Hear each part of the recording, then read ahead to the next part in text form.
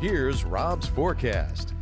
Welcome back. Well, a beauty out there today. If you didn't mind the heat, got the drone cam going this afternoon. And again, mostly sunny skies. Some high-level cirrus clouds out there. Plenty of cumulus clouds, but these are what we call cumulus fractus clouds of fair weather. There's no vertical growth. There are a couple of clouds that had some thickness to them, but again, they're not growing up too high. That means not much in the way of shower activity across the area. Here's the old microwave tower, also at KATC as well. High pressure in charge in the upper parts of the atmosphere, but around the periphery of that high, we've seen some pretty healthy storm action rolling across from Oklahoma into Arkansas, and then portions of Mississippi, Alabama, Tennessee, where they've had heavy rainfall, severe weather, hail, the whole 9 yards.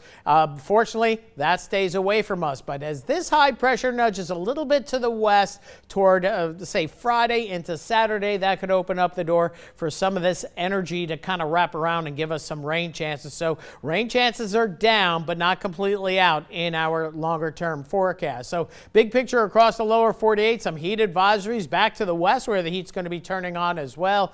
Severe weather threat, Indiana, Ohio, northern Kentucky, and then you see this one mesoconvective complex that's moving through into Mississippi, still producing a severe thunderstorm warning for portions of Mississippi. But locally close to home, it is all quiet. We'll see some of these debris clouds, and sometimes, like this weekend, the debris clouds were enough to ignite a shower or a thunderstorm. So possibility evening hours mainly. I don't think we're going to see it tonight, but maybe tomorrow night. So we start off the day tomorrow with partly cloudy skies, sun and cloud mix in the afternoon. Then late in the afternoon, notice there'll be some showers and storms, mainly to the north of us. They'll try to bleed into the area. So we'll go 10% during the day, 20% into tomorrow evening, and then that's going to be about it. And then we do it all over again on Friday, a sun and cloud mix.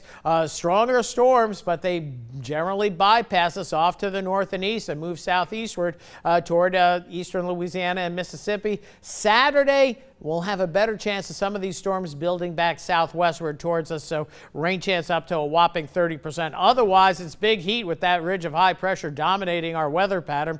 Now, as we take a look at the tropical moisture deep in the tropics, we see something going on down in the Pacific. Notice we'll see a little bit of an uptick in the moisture come late Saturday. That's why we have some rain chances in the forecast. But right now, we think we're going to see some development in the eastern Pacific, but not anywhere else through the next week to 10 days. This is out 240 hours out. We don't go much beyond that model-wise, but the Climate Prediction Center does, and they are looking at an area that there's a moderate confidence of some tropical development. That's going to be mainly between June 15th and June 21st. That's the 2-week outlook that they come up with. So we'll have to watch this area. Something may try to slip across, or we may see additional moisture coming out of Central America and perhaps heading towards Mexico or Texas. We'll just hope that that high pressure ridge stays in place, but that means an extended period of some very hot temperatures. Here are the heat indices for tomorrow. Heat index values 101 to 105 in the afternoon, and we'll do much the same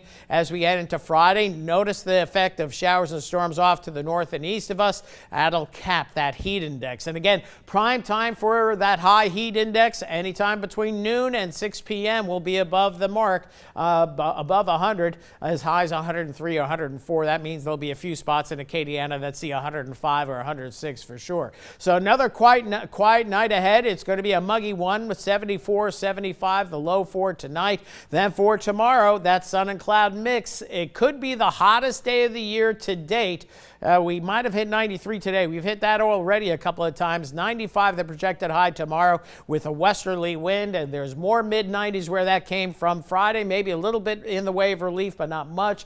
But mid-90s dominate that 10-day forecast all the way through the end of next week. In fact, it stays just as hot, or it could get a little hotter with temperatures hitting 90s tomorrow. That'll be 24 days so far this year, and this time last year, we still hadn't hit 90 degrees. We hit it on June 9th of last year. Yeah. So we already have 24 days in the books of 90 degree plus heat already. Yeah, it's probably an extra 24 days, but hey, it's we'll an live extra with it. 24. But it just shows you some year-to-year variability that we have. Sure do. All right, thanks, Rob.